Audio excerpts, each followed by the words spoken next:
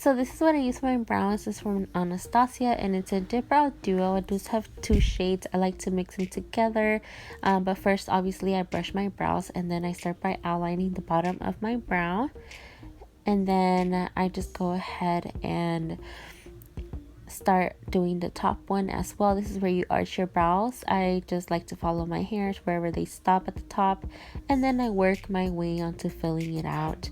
And also I like to blend it out with my sponge sometimes when it comes out really harsh, and then I go ahead and brush them all over again, apply some concealer. I really love the Tarte Shave Tape concealer, and then this is the Anastasia clear brow gel, or you could use this one.